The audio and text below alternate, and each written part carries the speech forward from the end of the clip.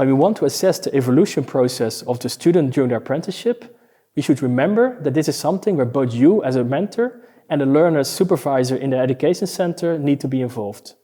We will now address the different basic steps that need to be considered in this collaborative process. The basis of the evaluation of the activities is formed by the evaluation sheet that you as a mentor will have used throughout your apprenticeship. You should make sure that the sheet is officially signed by you and signed off in the usual way by your company. Once this is done, you should share this evaluation sheet with the apprentice's supervisor. Together with the apprentice's school supervisor, you review the work and learning the apprentice has done while they were at your company. Normally, this review and evaluation is based on a notebook that is being filled in by the apprentice throughout their work with you. It is important to make the link between the work the apprentice has done and what they have actually learned from it. In other words, together with the apprentice's supervisor, you should assess what are the competencies the apprentice has acquired throughout their apprenticeship.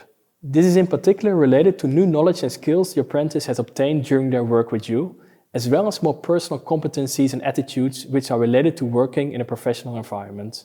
Be aware that work in a professional environment is normally completely new for a learner and perhaps more challenging than the more specific technical skills related to the profession they are studying for. Based on all this information, you should come to a conclusion on the final mark you will give the apprentice for the entire apprenticeship. Here you will have to follow the guidelines of the education center in terms of how the grading should be done. This can vary between countries and between education centers.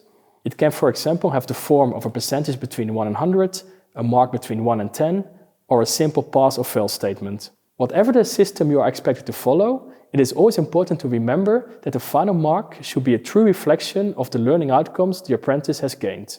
Of course, this is easier said than done. Evaluating someone's learning and giving a mark for it is always subjective. But to make this process as fair and reliable as possible, there are a few things you can take into account during the evaluation process.